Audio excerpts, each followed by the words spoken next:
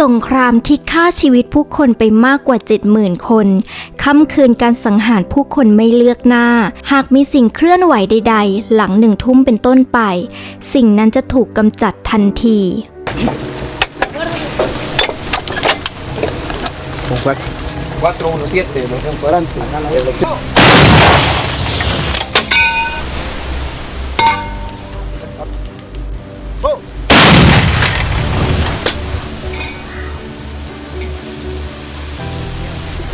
Yes, sir. Well.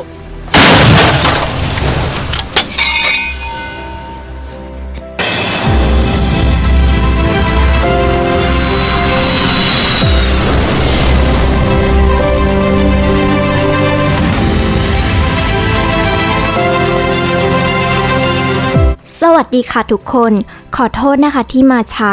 เนื่องจากช่วงเวลาที่ผ่านมาเกิดเหตุการณ์ที่สะเทือนใจอย่างมากของพี่น้องชาวไทยในประเทศไทยซึ่งถือได้ว่าสร้างความกังวลให้กับประชาชนคนไทยรวมถึงทั่วโลกแอดจึงขอใช้พื้นที่เหล่านี้สดุดีให้กับทหารผู้กล้าทุกนายที่จากไปในเหตุการณ์ครั้งนี้รวมถึงกับประชาชนผู้เสียชีวิตทุกคนด้วยนะคะกลับเข้าสู่ช่องลอมคอมโมโดสกันเช่นเคยค่ะเรื่องวันนี้เป็นเหตุการณ์ที่เกิดขึ้นจริงเป็นเรื่องที่แอดเนี่ยชื่นชอบเป็นการส่วนตัวเลยอยากให้ผู้ชมที่เข้ามาชมได้รู้เรื่องราวประวัติศาสตร์ไปพร้อมๆกันค่ะคลิปอาจจะมีเนื้อหาที่ซับซ้อนแอดจะขอเล่าตั้งแต่ยุคสมัยแรกจนกระทั่งจบยุคสงครามกลางเมืองเลยนะคะภาพเหตุการณ์อาจมีความรุนแรงและละเอียดอ่อนโปรดใช้วิจารณญาณในการรับชมค่ะเหตุการณ์ที่ฆ่าชีวิตผู้คนไปมากมายการสังหารหมู่ของรัฐบาลกองกำลังทหารและกองโจรสิ่งเหล่านี้มันเกิดขึ้นได้ยังไงและทำไมถึงลากยาวเกือบ10 ปี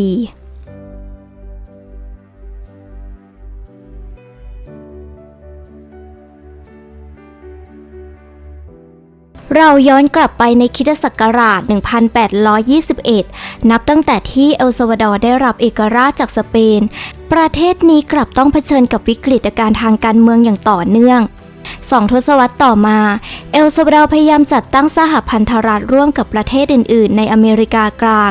หลังจากโครงการสหพันธรัฐล้มเหลวเอลซัลวาดอร์ก็ได้ประกาศใช้รัฐธรรมนูญฉบับแรกในฐานะรัฐรวมในปีคริสตศักราช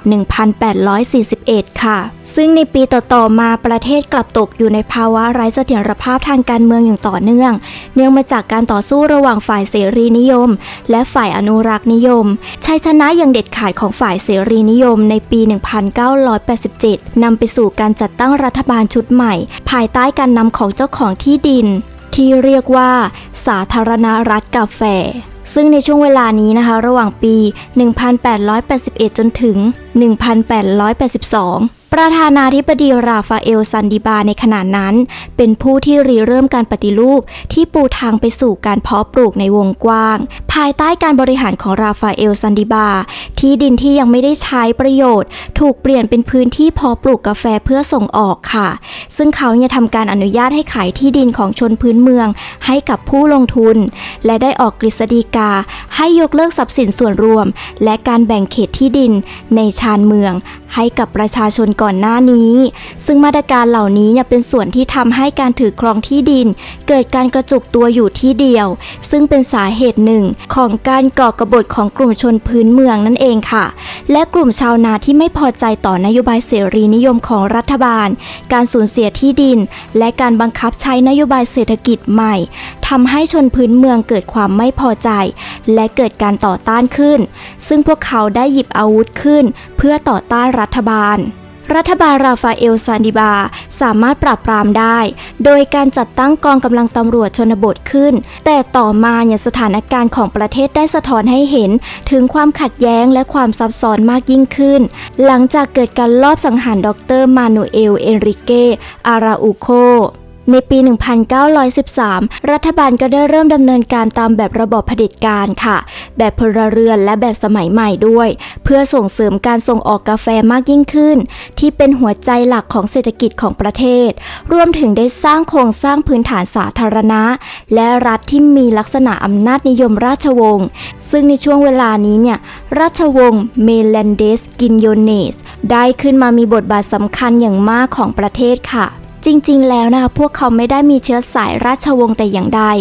แต่เรียกกันเป็นราชวงศ์เพราะเนื่องจากมีการสืบราชวงศ์เพื่อปกครองประเทศนั่นเองตระกูลเมเลนเดสกินโยเนสเป็นที่รู้จักในฐานะชุดวาระการดำรงตำแหน่งประธานาธิบดีที่จัดตั้งขึ้นในเอลซัลวาดอร์โดยสมาชิกในตระกูลเดียวกันพวกเขาร่ำรวยและมาจากจังหวัดซานตาอานายุคการสืบราชวงศ์ยุคที่สืบทอดการครองอำนาจตามสายโลหิตสายตระกูลของเจ้าของที่ดินกาแฟรายใหญ่ในประเทศเมเลนเดสกินโยเนสได้ก่อตั้งองค์กรที่รู้จักกันในชื่อ Red Reed โดยมีเป้าหมายเพื่อทำหน้าที่เป็นคนกลางระหว่างรัฐบาลและกรรมกรรวมถึงชาวนาเพื่อชดเชยการขาดสหภาพแรงงานและพรรคการเมืองหลังได้รับเอกราชจากสเปนแม้ว่าเขาจะมีเจตนารมณ์เช่นนั้นแต่การที่เขาผูกพันกับผู้ผลิตกาแฟชนชั้นกลางเนี่ยทำให้เขาไม่สามารถเปลี่ยนเลดลีดให้กลายเป็นรูปแบบตัวแทนของประชาชนที่น่าพอใจได้ค่ะแม้ว่าเขาเนี่ยจะใช้โครงสร้างของเรดลีดเพื่อส่งเสริมการเลือกตั้งของฮอร์เกเมเลนเดสซึ่งถือได้ว่าเป็นความพยายามครั้งแรกในประวัติศาสตร์ของเอลซัลวาดอร์ในการจัดตั้งพรรคการเมืองที่มีอำนาจตั้งแต่วันที่ 9 กุมภาพันธ์ 1913 จนถึงวันที่ 29 สิงหาคม 1914คาร์ลอส เมเลนเดสดำรงตำแหน่งประธานาธิบดีซึ่งขึ้นสู่อำนาจในฐานะตัวแทนประธานาธิบดีคนแรกหลังจากการลอบสังหารประธานาธิบดีมานูเอล เอริเก อาราอุโคและการลาออกของรองประธานาธิบดีโอโนเฟ ดูรันสภานิติบัญญัติแห่งชาติได้แต่งตั้งให้เขาเป็นประธานาธิบดีชั่วคราวค่ะแต่ต่อมาเขาก็ได้ตัดสินใจลาออกเพื่อลงสมัครรับเลือกตั้งในปี 1915 เขาได้มอบอำนาจให้กับอันฟองโซ กินโยเนส โมลินารองประธานาธิบดีและพี่เขยของเขาเข้ารับตำแหน่งชั่วคราวแทนหลังจากได้รับชัยชนะในการเลือกตั้งคาร์ลอส เมเลนเดสก็กลับมามีอำนาจอีกครั้งโดยดำรงตำแหน่งประธานาธิบดีตั้งแต่วันที่ 1 มีนาคม 1915 จนถึง 21 ธันวาคม 1918 หลังจากนั้นเขาก็ได้ลาออกจากตำแหน่งประธานาธิบดีด้วยเหตุผลด้านสุขภาพและคืนอำนาจให้กับพี่เขยของเขาอีกครั้งส่วนตัวเขาไปรักษาอาการป่วยที่สหรัฐอเมริกาและเสียชีวิตที่นิวยอร์กเหตุการณ์สำคัญในช่วงการดำรงตำแหน่งประธานาธิบดีขณะนั้นนะคะก็ได้แก่การก่อตั้งสำนักงานตำรวจแห่งชาติขึ้นและความเป็นกลางในสงครามโลกครั้งที่ 1อันฟองโซ กินโยเนส โมลินาปกครองในช่วงปีที่กาแฟเฟื่องฟูที่สุดเขาเป็นพี่เขยของคาร์ลอส เมเลนเดสและฮอร์เก เมเลนเดสเขาได้รับตำแหน่งประธานาธิบดีชั่วคราวเมื่อวันที่ 29 สิงหาคม 1914 และส่งมอบตำแหน่งคือในวันที่ 1 มีนาคม 1915 หลังจากการลาออกของคาร์ลอส เมเลนเดสเขาได้รับตำแหน่งประธานาธิบดีชั่วคราวอีกครั้งในวันที่ 21 ธันวาคม 1918 อย่างที่กล่าวไปค่ะและได้ส่งมอบตำแหน่งในวันที่ 1 มีนาคม 1919 ซึ่งในปี 1919 ฮอร์เก เมเลนเดสน้องชายของคาร์ลอส เมเลนเดสชนะการเลือกตั้งซึ่งทำให้เขาได้เป็นประธานาธิบดีตั้งแต่วันที่ 1 มีนาคม 1919 จนถึง 1 มีนาคม 1923 โดยมีอันฟองโซ กินโยเนส โมลินาพี่เขยเป็นรองประธานาธิบดีแหล่งสนับสนุนหลักของเขาก็คือกลุ่มเลดลีดเพื่อให้การช่อโกงการเลือกตั้งที่เกิดขึ้นต่อเนื่องกันนั้นมีความชอบธรรมมากยิ่งขึ้นอันฟองโซ กินโยเนส โมลินาเขากลับมาดำรงตำแหน่งอีกครั้งค่ะหลังจากชนะการเลือกตั้งซึ่งทำให้เขาดำรงตำแหน่งประธานาธิบดีเต็มตัวตั้งแต่วันที่ 1 มีนาคม 1923 จนถึง 1 มีนาคม 1927ซึ่งในช่วงเวลาในระหว่างการบริหารของเขาก็ต้องแก้ไขปัญหาความขัดแย้งในอดีตและเพิ่มความนิยมของตนเองมากขึ้นเขาได้ยุบกลุ่มพันธมิตรแดงและปรับโครงสร้างทางการเกษตรและอีกมากมายเพื่อฟื้นฟูประเทศและได้เกิดเหตุการณ์สังหารหมู่ที่การชุมนุมการประท้วงของสตรีครั้งแรกในประเทศซึ่งถือเป็นเรื่องที่โด่งดังในขณะนั้นการชุมนุมครั้งนี้ถูกปราบปรามโรเมโร บอสเกแพทย์ประจำตระกูล ถึงแม้เขาจะไม่ใช่ญาติโดยตรง แต่ก็ถือว่ามีความสนิทสนมใกล้ชิดกับตระกูลอย่างมากเขาขึ้นสู่อำนาจด้วยการสนับสนุนจากราชวงศ์ผู้ปกครองเมื่อวันที่ 1 มีนาคม 1927 หลังจากดำรงตำแหน่งรัฐมนตรีว่าการกระทรวงกลาโหมด้วยการสนับสนุนจากราชวงศ์เมเลนเดสกินโยเนสเขาก็ได้รับเลือกให้เป็นประธานาธิบดีแห่งสาธารณรัฐเอลซัลวาดอร์ท่ามกลางบรรยากาศของการปราบปรามทางการเมืองแต่เมื่อขึ้นสู่อำนาจเขาได้ใช้มาตรการที่ขัดต่อผลประโยชน์ของตระกูลเมเลนเดสกินโยเนสความไม่พอใจก็เกิดขึ้นในหมู่ตระกูลเมเลนเดสกินโยเนสทันทีอดีตประธานาธิบดีอย่างโฮเก้เมเลนเดสและอันฟองโซกินโยเนสได้พยายามก่อรัฐประหารต่อปิโอโรเมโรบอสเกซึ่งนำไปสู่การล้มเหลวฮอเก้เมเลนเดสและอันฟองโซกินโยเนสต้องลี้ภัยไปยังคอสตาริกาปิโอโรเมโรบอสเกเนี่ยยังคงบริหารประเทศต่อไปจนถึงปี 1931 จนกระทั่งสู่การเลือกตั้งใหม่ค่ะการเลือกตั้งประธานาธิบดีในครั้งนี้มีการเปิดโอกาสให้ประเทศมีประชาธิปไตยด้วยการเลือกตั้งเสรีครั้งแรกในปี 1931 ซึ่งทำให้อาตูโร อาราอุโคเป็นผู้ชนะหลังจากการได้ส่งมอบตำแหน่งประธานาธิบดีให้กับอาตูโร อาราอุโคจึงทำให้การปกครองแบบราชวงศ์เนี่ยได้สิ้นสุดลงอย่างเป็นทางการในปี 1931 ในช่วงเวลาปี 1931 อาตูโร อาราอุโค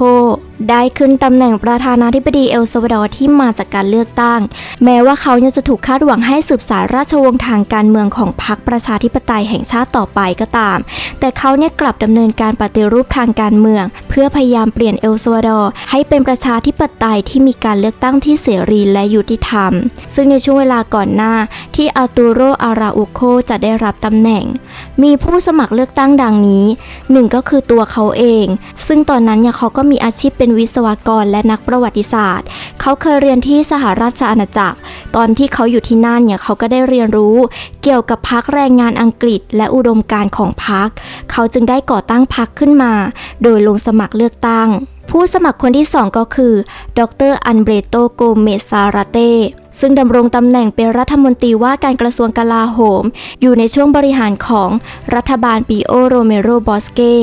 ซึ่งผู้สมัครคนที่3ก็คือดร.มิเกล โทมัส โมลินาซึ่งถือว่าเป็นคู่แข่งของราชวงศ์เมเลนเดสกินโยเนสผู้สมัครคนที่4ก็คือดร.เอริเก คอร์โดวาซึ่งดำรงตำแหน่งสาธารณะหลายตำแหน่งและผู้สมัครคนที่5ก็คืออันโตนิโอ กาลามัส ลูเซโรซึ่งเคยเป็นทหารในกองทัพเอลซัลวาดอร์แม็กซิมเลียโน เออร์นันเดส มาติเนสยังได้เสนอตัวลงสมัครรับเลือกตั้งโดยพฤตินัยกับพรรครีพับลิกันแห่งชาติแต่ต่อมาจะได้รับแต่งตั้งให้เป็นประธานาธิบดีโดยรัฐบาลอาตูโร อาราอุโคอาตูโร อาราอุโคเขาเป็นเจ้าของที่ดินผู้มั่งคั่งจากอาร์เมเนียเนื่องจากเขาชื่นชอบนโยบายแรงงานของอังกฤษอย่างมากเขาจึงได้รับชื่อเสียงว่าเป็นคนใจกว้างต่อคนงานโดยในช่วงเวลาที่เขาดำรงตำแหน่งเขาก็ได้จ่ายเงินให้กับพวกคนงานเป็น2เท่าของค่าจ้างเฉลี่ยและเสนอที่อยู่อาศัยและการดูแลทางการแพทย์ให้กับพวกเขาเป็นอย่างดีถึงขนาดที่ช่างฝีมือในอาร์เมเนียได้มอบตำแหน่งผู้มีพระคุณของคนงานให้กับเขาและเขาเคยลี้ภัยไปยังฮอนดูรัสเนื่องจากในช่วงที่รัฐบาลของเมเลนเดสปี 1920 รัฐได้พบว่าเขามีการวางแผนโค่นล้มรัฐบาลและเกิดการปะทะกันเขาลี้ภัยอยู่จนถึงปีคริสตศักราช 1923 เมื่อกินโยเนสได้เป็นประธานาธิบดีก็ได้อนุญาตให้เขาเดินทางกลับเอลซัลวาดอร์อาตูโร อาราอุโคการที่เขาได้เป็นประธานาธิบดีนั้นเขาได้มองเห็นวิกฤตเศรษฐกิจปี 1929 ที่ชาวนาจำนวนมากออกมาประท้วงเรื่องราคาที่สูงของกาแฟและค่าจ้างที่ต่ำซึ่งสิ่งเหล่านี้ส่งผลกระทบต่อเศรษฐกิจของทั้งเจ้าของที่ดินและชาวนาเนื่องจากกาแฟขาดแคลนและเกิดภาวะเงินเฟ้อ นั่นเป็นสาเหตุที่อาตูโรเองจึงได้สร้างการปฏิรูปที่ดินเพื่อให้สามารถกระจายที่ดินได้นี่เป็นหนึ่งในสาเหตุของการลุกฮือของชาวนาแต่หลังจากที่ไม่สามารถรับมือกับวิกฤตนี้และการเดินขบวนประท้วงได้ในวันที่ 2 ธันวาคมของปีเดียวกันก็เกิดการรัฐประหารโดยกลุ่มเจ้าของไร่กาแฟโดยมีแม็กซิมเลียโน เออร์นันเดส มาร์ติเนสที่เป็นรองประธานาธิบดีในขณะนั้นเป็นผู้เอื้อประโยชน์ให้กับพวกเขานี่คือวิธีการรัฐประหารและนี่ก็คือจุดเริ่มต้นของการปกครองด้วยระบอบทหารที่ลากยาวกว่าทศวรรษซึ่งตั้งแต่ปี 1929 จนถึง 1931 รัฐบาลอำนาจนิยมของระบอบการปกครองที่ปกครองโดยกลุ่มทหารได้ใช้นโยบายที่ผสมผสานกันการปราบปรามทางการเมืองและการปฏิรูปที่จำกัดเพื่อรักษาอำนาจไว้ในเดือนธันวาคม 1931 พลเอกแม็กซิมเลียโน เออร์นันเดส มาร์ติเนสได้ขึ้นดำรงตำแหน่งประธานาธิบดีเอลซัลวาดอร์หลังจากโค่นล้มอาตูโร อาราอุโคภายใต้การนำของเขารัฐบาลทหารหลายชุดได้เริ่มต้นขึ้นและได้ปกครองประเทศจนถึงปี 1979 ซึ่งชื่อคนส่วนใหญ่ของที่นั่นนะคะอาจจะมีความยาวและมีนามสกุลที่ยาวนิดนึงเนื่องจากมีทั้งนามสกุลพ่อและนามสกุลแม่อยู่ในชื่อเดียวฉะนั้นแอดจึงขอเรียกเขาแบบสั้นๆเพื่อให้กระชับยิ่งขึ้นค่ะพลเอกแม็กซิมเลียโน มาร์ติเนสเป็นนายทหารชาวเอลซัลวาดอร์ระบอบการปกครองของเขาถือเป็นจุดเริ่มต้นของการปกครองประเทศโดยกองทัพและเป็นจุดเริ่มต้นของพันธมิตรระหว่างกองทัพและเจ้าของที่ดินที่ครอบงำการเมืองในประเทศนี้มานานหลายทศวรรษการลุกฮือของชาวนาที่ล้มเหลวยังทำให้ประเทศชาติแตกแยกระหว่างชนชั้นสูงและชนชั้นล่างค่ะซึ่งมรดกเหล่านี้ยังคงส่งผลกระทบต่อเอลซัลวาดอร์ต่อไปอีกหลายทศวรรษการกระจุกตัวของที่ดินในมือของคนเพียงไม่กี่คนและความเหลื่อมล้ำทางสังคมอันมหาศาลก่อให้เกิดการลุกฮือของชาวนาและชนพื้นเมืองในปี 1932 ซึ่งถูกปราบปรามอย่างโหดร้ายมีผู้เสียชีวิตเกือบ 30,000 คนระบบการปกครองของแม็กซิเลียโน มาร์ติเนสได้รวมอำนาจอีกครั้งหลังจากปราบปรามการกบฏและคงอยู่ในอำนาจจนถึงปี 1944 ในยุคสมัยทางประวัติศาสตร์ของนายพลแม็กซิเลียโนผู้มีชื่อเสียงหลายคนได้จากไปอย่างน่าเศร้าจากการสั่งฆ่าล้างเผ่าพันธุ์ชนพื้นเมืองกว่า 25,000 คนในเดือนมกราคม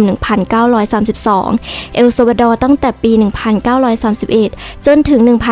1979 อยู่ภายใต้การปกครองของกองทัพและเศรษฐกิจของประเทศมีพื้นฐานอยู่บนการปลูกกาแฟเชิงเดี่ยวซึ่งหมายถึงการที่ชาวนาต้องตกอยู่ภายใต้ระบอบการปกครองที่กำหนดโดยมีดพระและปืนไรเฟิลดังนั้นจึงไม่มีวิธีใด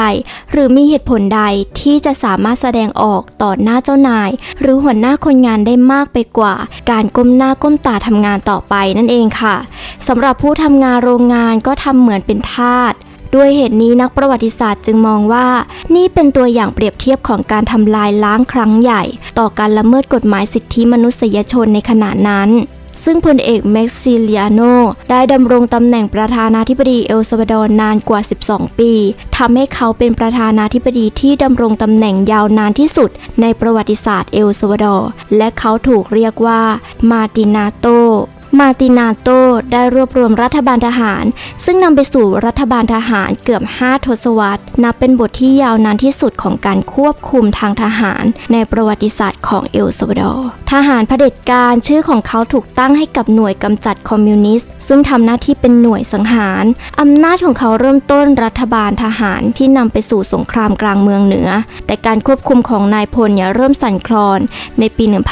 1939 เมื่อกระบวนการอุตสาหกรรมเริ่มต้นขึ้นในปี 1944 ในวันอาทิตย์ของ 2 เมษายน กองพลทหารราบที่ 1 และ 5 และกรมทหารราบที่ 2 ได้เปิดฉากความพยายามก่อรัฐประหารพลเอกแม็กซิมเลียโนพบว่าการรัฐประหารกระทำโดยเจ้าหน้าที่ทหารและนักการเมืองบางคนที่วางแผนก่อรัฐประหารในปี 1943 ส่วนสำคัญคือกลุ่มทหารรักษาตำแหน่งจุดยุทธศาสตร์ตลอดเดือนเมษายน 1944 ผู้นำการรัฐประหารหลายคนถูกคดีอาญาหลายกระทงสำหรับการพยายามก่อรัฐประหารผู้นำ20 คนถูกประหารชีวิตผู้นำคนอื่นลี้ภัยไปอยู่ต่างประเทศ ความไม่สมดุลทางสังคมและความไม่สงบที่เกิดขึ้นเนี่ยทำให้เกิดการล่มสลายของรัฐบาลแม็กซิเลียโน มาร์ติเนสในระหว่างที่เขาดำรงตำแหน่งเขาได้ใช้เจตจำนงของเขาเพื่อรับใช้การเปิดระบอบประชาธิปไตยในท้ายที่สุดแล้วมันก็พิสูจน์ว่าเอาชนะอะไรไม่ได้เลยมันเป็นการขัดขวางของกลุ่มผู้มีอำนาจเหล่านั้นและกองทัพที่ต่อต้านการสถาปนาระบอบประชาธิปไตยอย่างเด็ดขาดหลังจากวันที่ 21 ตุลาคม 1944 กองกำลังทหารภายใต้การบังคับบัญชาของพันเอกออสมิน อากิเร อีซาลินัส อธิบดีกรมตำรวจแห่งชาติ PN ได้เข้ายึดอำนาจพลเอกแม็กซิลิอาโน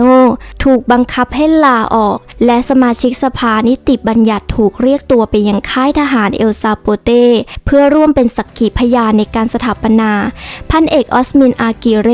ขึ้นเป็นประธานาธิบดีชั่วคราวค่ะเหตุการณ์นี้เนี่ยถือเป็นการเปิดฉากเกมการเมืองเลือกตั้งรูปแบบหนึ่งซึ่งฝ่ายค้านทางการเมืองไม่มีโอกาสได้ขึ้นสู่อำนาจอย่างแท้จริงพันเอกออสมิน อากิเรอธิบดีกรมตำรวจระหว่างการดำรงตำแหน่งของพันเอกออสมิน อากิเรเขาก็ได้ฟื้นฟูระบอบเผด็จการจนกระทั่งมีการประกาศเปิดตัวซามาดอร์ คอสตาเนดา คาสโตร4 เดือนต่อมาพันเอกออสมิน อากิเรเขาพยายามควบคุมกลุ่มฝ่ายค้านซึ่งมีแกนนำก็คือนายมิเกล โตมัส โบลินาและอาร์ตูโร โรเมโรซึ่งเป็นผู้กำเนิดโรเมริสโมขบวนการที่ต่อสู้เพื่อเสรีภาพของพลเมืองและการรวมกลุ่มที่สำคัญเพื่อต่อต้านลัทธิทหารเข้าไว้ด้วยกันยิ่งไปกว่านั้นพันเอกออสมิน อากิเร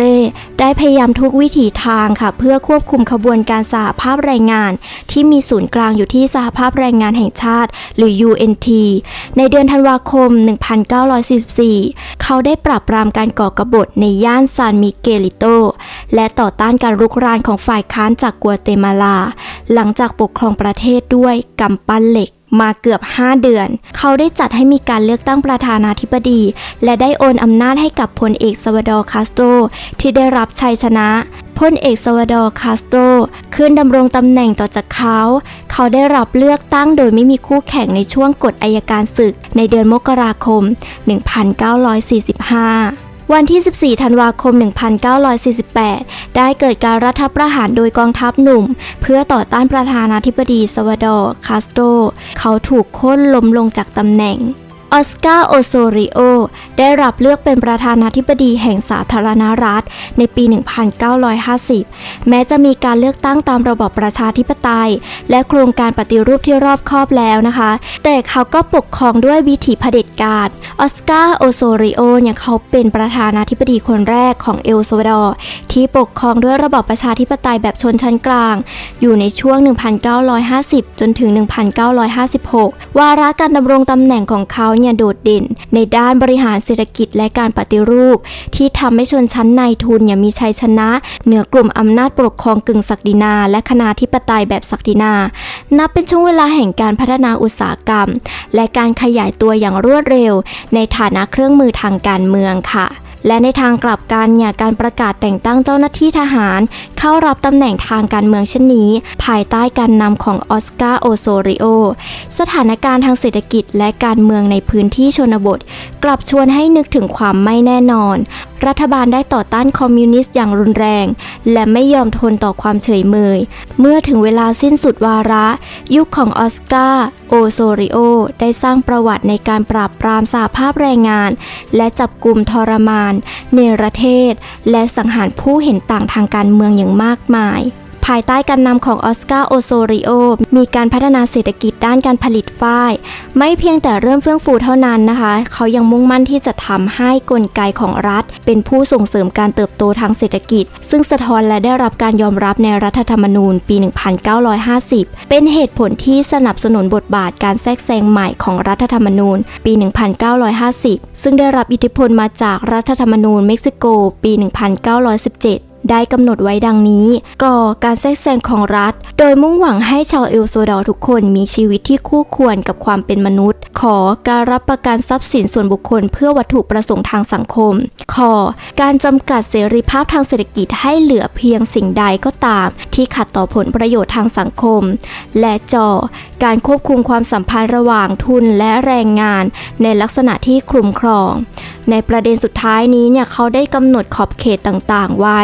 รวมถึงข้อจำกัดเกี่ยวกับวันทำงานการเป็นสมาชิกสหภาพแรงงานการเจรจาต่อรองร่วมและค่าจ้างขั้นต่ำในฐานะส่วนหนึ่งของโครงการปรับปรุงรัฐให้ทันสมัยออสการ์โอโซริโอได้พยายามส่งเสริมนโยบายทางวัฒนธรรมในประวัติศาสตร์ของเอลซัวดอร์ตัวอย่างเช่นกองบรรณาธิการของกระทรวงวัฒนธรรมซึ่งต่อมาได้กลายมาเป็นกองบรรณาธิการของกระทรวงศึกษาธิการภายใต้การกำกับดูแลอย่างเข้มงวดของนักเขียนริคาร์โด ทริเกโรส เดเลออนได้ดำเนินโครงการบรรณาธิการซึ่งถือเป็นก้าวสำคัญในการวางรากฐานของวรรณกรรมของประเทศไปพร้อมๆกันค่ะซึ่งในขณะเดียวกันเนี่ยกระบวนการหนึ่งก็เกิดขึ้นส่งผลกระทบต่อการพัฒนาวรรณกรรมนั่นก็คือการผงาดขึ้นและความเป็นสากลของอุตสาหกรรมวัฒนธรรมในปี 1950 สื่อมวลชนกำลังเข้ามาแทนที่ศิลปะชั้นสูงและวัฒนธรรมสมัยนิยมแบบดั้งเดิมและเมื่อพิจารณาจากสถานการณ์เช่นนี้แล้ววรรณกรรมจึงค่อยๆถูกลดบทบาทลงไปจนกลายเป็นเพียงส่วนเล็กน้อยที่ไม่พึงปรารถนาอีกต่อไปจุดอ่อนนี้เนี่ยทำให้งานศิลปะกลายเป็นตัวประกันที่ง่ายดายของระบอบการปกครองทหารซึ่งถูกทำให้ขาดความชอบธรรมมากขึ้นเรื่อยๆค่ะด้วยการคอร์รัปชันและการขาดเสรีภาพทางการเมืองหลังจากความกดดันทั้งหมดนี้จนกระทั่งปี 1956 ออสการ์ โอโซริโอเขาก็ได้ลาออกจากตำแหน่งและมอบตำแหน่งให้กับโคเซ มาเรีย เลมุสเข้าสู่ยุคประธานาธิบดีโคเซ มาเรีย เลมุสเขาเป็นนายทหารและนักการเมืองชาวเอลซัวดอร์เขาเป็นทหารที่เก่งกาจและเป็นปัญญาชนซึ่งโดดเด่นในเรื่องพรสวรรค์ในการเข้าใจผู้อื่นและได้รับการยอมรับอย่างกว้างขวางทั้งในระดับรัฐนานาชาติระดับภูมิภาคและระดับโลกซึ่งช่วงรัฐบาลของพันเอกออสการ์ โอโซริโอก่อนหน้านี้โคเซ มาเรีย เลมุสเนี่ยก็ได้ร่วมส่งเสริมการปฏิรูปสังคมบางส่วนแต่ยังคงรักษาอำนาจเหนือฝ่ายค้านไว้ได้อย่างเหนียวแน่นช่วงดำรงตำแหน่งของเขาเนี่ยเขาก็ได้สานต่อแนวทางการปฏิรูปของอดีตประธานาธิบดีแม้ว่าในท้ายที่สุดแล้วเขาจะปราบปรามการเคลื่อนไหวของประชาชนที่เขาสนับสนุนเองก็ตามการที่เขาได้รับตำแหน่งประธานาธิบดีเนี่ยเนื่องจากเขามีคนเดียวค่ะที่ลงสมัครรับเลือกตั้งแต่เขาไม่สามารถสานต่อนโยบายปฏิรูปสังคมสายกลางของออสการ์ โอโซริโอได้เนื่องจากรายได้ของรัฐบาลเนี่ยลดลงอย่างมากจากราคากาแฟที่ตกต่ำก่อให้เกิดความไม่สงบและการประท้วงของประชาชนขึ้นซึ่งในยุคที่เรียกว่ามาดูโกนเดโลสกอมปาเดรสช่วงเวลาแห่งความไม่สงบทางการเมืองต่อรัฐบาลโฮเซ มาเรีย เลมุสช่วงเวลานี้เนี่ยได้มีนักศึกษาออกมาประท้วงเรียกร้องให้เขาลาออกและจัดตั้งระบอบประชาธิปไตยที่แท้จริงในเอลซัวดอร์การเดินขบวนครั้งนี้ได้รับแรงบันดาลใจจากฟิเดล คาสโตรและการปฏิวัติคิวบาปัจจัยหลักที่ส่งผลต่อเศรษฐกิจตกต่ำได้แก่ภาวะเศรษฐกิจถดถอยอันเนื่องมาจากราคาส่งออกกาแฟและฝ้ายที่ลดลงค่ะและกฎหมายการเลือกตั้งที่เข้มงวดเนี่ยประธานาธิบดีโฮเซ มาเรีย เลมุสจึงได้ยกเลิกนโยบายปฏิรูปเบื้องต้นที่เน้นการนิรโทษกรรมผู้เห็นต่างทางการเมืองแบบเหมารวมและยกเลิกนโยบายที่กดขี่ของระบบการปกครองก่อนหน้าเขายังพลิกนโยบายของตนอีกครั้งโดยการนำกฎหมายเผด็จการกลับมาใช้เช่นการห้ามเสรีภาพในการแสดงออกและการชุมนุมและการกักขังฝ่ายตรงข้ามทางการเมืองโดยพลการ เมื่อตระหนักถึงสถานการณ์ที่ไม่อาจยอมรับได้และการที่ประธานาธิบดีโฮเซ มาเรีย เลมุสสูญเสียการควบคุมกองทัพจึงได้ทำการรัฐประหารโดยไม่เสียเลือดเนื้อและปลดเขาออกจากตำแหน่งในวันที่ 26 ตุลาคม 1960 หลังจากถูกโค่นล้มอำนาจซึ่งเป็นช่วงก่อนที่เขาจะครบวาระการดำรงตำแหน่งตามรัฐธรรมนูญ 6 ปีเขาได้ขอลี้ภัยไปประเทศคอสตาริกาซึ่งที่นั่นเขาได้รับความชื่นชมและความเคารพจากนักการเมืองและปัญญาชนชาวคอสตาริกาจนกระทั่งเขาเสียชีวิต คณะทหารที่เข้ามามีอำนาจในช่วงเปลี่ยนผ่านนี้ซึ่งเรียกว่าคณะรัฐบาลได้ประกาศใช้รัฐธรรมนูญปี 1950 ต่อไปค่ะและพวกเขาก็ได้สัญญากับประชาชนว่าจะมีการเลือกตั้งแม้ว่าจะมีการคัดค้านในเบื้องต้นจากกระทรวงกลาโหมสหรัฐและความกังวลจากหน่วยข่าวกรองของอเมริกาแต่สหรัฐก็ยังขยายการรับรองไปยังรัฐบาลตลอดมา3 เดือนต่อมาในวันที่ 25 มกราคม 1961 การรัฐประหารตอบโต้ที่นำโดยเจ้าหน้าที่ฝ่ายอนุรักษ์นิยมได้ปลดคณะรัฐประหารเดิมออกจากตำแหน่งและจัดตั้งคณะทหารขึ้นมาใหม่ที่เรียกว่ากองอำนวยการทหารและพลเรือนกฎอัยการศึกได้ถูกบังคับใช้ชั่วคราวตั้งแต่วันที่ 15 มกราคมจนถึง 30 มกราคม 1961 และในที่สุดการเลือกตั้งก็ได้จัดขึ้นในเดือนธันวาคมของปีนั้นและมีการเลือกตั้งประธานาธิบดีชั่วคราวในวันที่ 8 มกราคม 1962 จนกระทั่งปี 1969 เป็นช่วงการเกิดสงคราม100 ชั่วโมงหรือที่เรียกกันผิดว่าสงครามฟุตบอลกับประเทศฮอนดูรัสทำให้ชาวเอลซัลวาดอร์หลายพันคนต้องอพยพออกจากประเทศเพื่อนบ้านส่งผลให้เกิดความตึงเครียดในสังคมมากยิ่งขึ้นการเสริมบทบาททางการเมืองของกองทัพในเอลซัลวาดอร์ในการเลือกตั้งสภานิติบัญญัติที่ตามมาทำให้ผู้สมัครส่วนใหญ่ของพรรคปรองดองแห่งชาติหรือ PCN ของเอลซัลวาดอร์ในรัฐบาลในขณะนั้นซึ่งมาจากกองทัพได้ออกมาขอโทษอย่างจริงใจค่ะสำหรับบทบาทของตนในความขัดแย้งที่เกิดขึ้นและด้วยเหตุนี้พวกเขาจึงได้รับชัยชนะในการเลือกตั้งรวมถึงสมาชิกสภาผู้แทนราษฎรและนายกเทศมนตรีสถานการณ์ทางสังคมในเอลซัลวาดอร์เลวร้ายลงอันเป็นผลมาจากการเนรเทศประชาชนออกจากฮอนดูรัสเนื่องจากรัฐบาลจำเป็นต้องอำนวยความสะดวกในการบูรณาการทางเศรษฐกิจของประชาชนเหล่านี้แต่กลับล้มเหลวในการตอบสนองพื้นที่ขัดแย้งนี้เป็นพื้นที่ที่อยู่ระหว่างประเทศเอลซัลวาดอร์และฮอนดูรัสแรงกดดันทางสังคมที่ทวีความรุนแรงมากยิ่งขึ้นนำไปสู่สงครามกลางเมืองในเอลซัลวาดอร์ที่ตามมาตั้งแต่ในปี 1948 ที่ผ่านมากองทัพเอลซัลวาดอร์พยายามส่งเสริมรูปแบบใหม่ของเศรษฐกิจทางการเมืองมาโดยตลอดโดยอาศัยการผสมผสานระหว่างการปฏิรูปเศรษฐกิจและสังคมการปรับปรุงรัฐให้ทันสมัยมากยิ่งขึ้นและการบีบบังคับตามดุลยพินิจอย่างไรก็ตามค่ะรูปแบบนี้ก็มีจุดอ่อนที่ตั้งอยู่บนความเชื่อมั่นที่ว่ากาแฟมีความสำคัญเป็นอันดับแรกและควรป้องกันไม่ให้กิจกรรมของภาคส่วนกาแฟได้รับผลกระทบจากการปฏิรูปใดๆที่อาจจะก่อให้เกิดการเปลี่ยนแปลงสมดุลความไม่มั่นคงของประเทศได้เศรษฐกิจที่กำลังเติบโตและประชากรที่เพิ่มขึ้นอย่างรวดเร็วกองทัพไม่ได้ตระหนักเลยว่าการดำเนินงานของภาคส่วนกาแฟไม่ได้เชื่อมโยงเข้ากับภาคส่วนอำนาจทางเศรษฐกิจแต่อย่างใดด้วยประวัติศาสตร์ที่ไม่อาจทำลายได้ตั้งแต่ปี 1948 จนถึง 1979 กองทัพไม่เข้าใจว่าความต้องการทางสังคมการเมืองและเศรษฐกิจของประเทศไม่ได้หมดสิ้นไปจากการปฏิรูปโครงสร้างใดๆเลยแต่ประชาชนยังต้องการการเปิดกว้างทางการเมืองที่สามารถทำได้ก็ต่อเมื่อได้รับการสนับสนุนจากสถาบันทางทหารเท่านั้นพวกเขาล้มเหลวในการประเมินอำนาจทางการเมืองและเศรษฐกิจของกลุ่มผู้ผลิตและส่งออกกาแฟ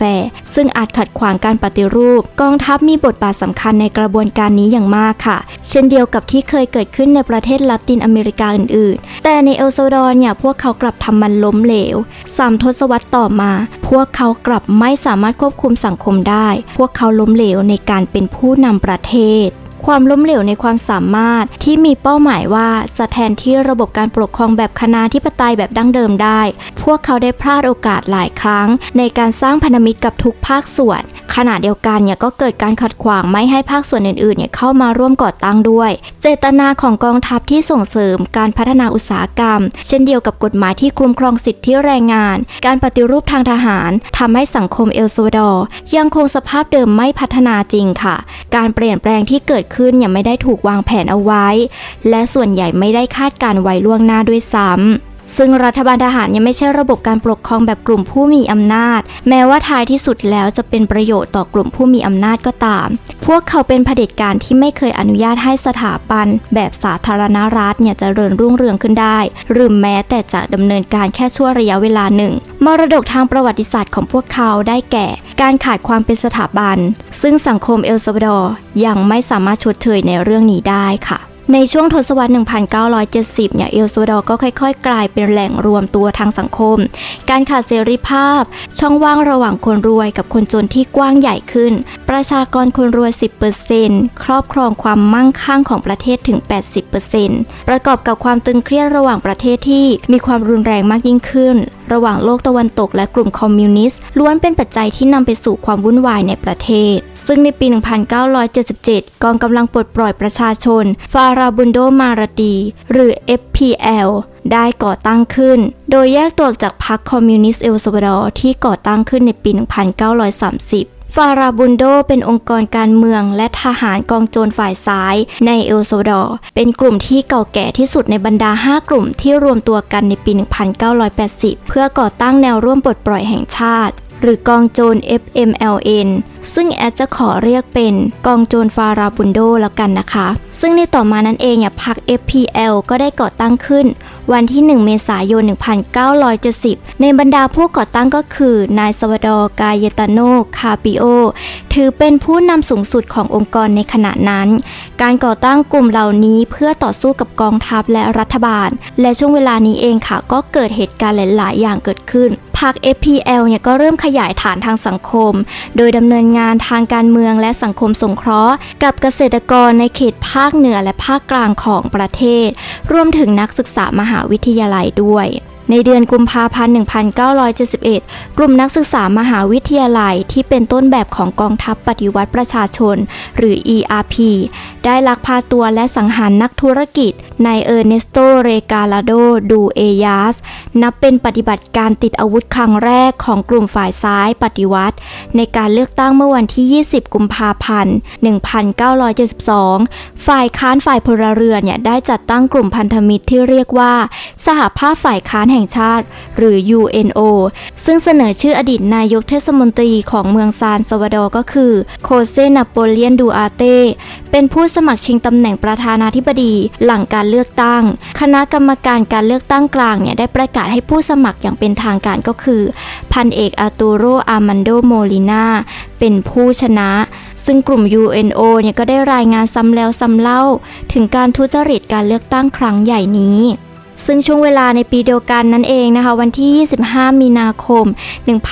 1972 ได้มีการประท้วงการฉ้อโกงกลุ่มทหารหนุ่มกลุ่มหนึ่งได้พยายามก่อรัฐประหารแต่ไม่สำเร็จอาตูโร อามันโด โมลินาเป็นทหารและนักการเมืองเขาเกิดในครอบครัวที่มีค่านิยมและความสัมพันธ์ที่อย่างรากลึกในวงการเมืองเอลซัลวาดอร์โดยเขาเริ่มสนใจกิจกรรมสาธารณะและการบริการชุมชนตั้งแต่ยังเด็กช่วงเวลา 1975 กองกำลังต่อต้านแห่งชาติ FARN ได้ก่อตั้งขึ้นโดยแยกตัวออกจากพรรค ERP พรรคแรงงานปฏิวัติแห่งอเมริกากลางและในปี 1976 พรรคปฏิวัติแรงงานอเมริกากลางก็ได้ถือกำเนิดขึ้นกลุ่มติดอาวุธเหล่านี้รักษาความสัมพันธ์โดยร่วมมือกับองค์กรแรงงานชาวนาและนักศึกษา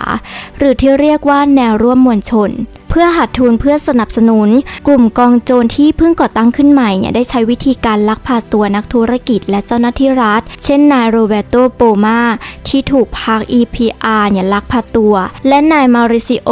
ถูกพรรค FPL ลักพาตัวซึ่งเหตุการณ์เหล่านี้มันเกิดในปี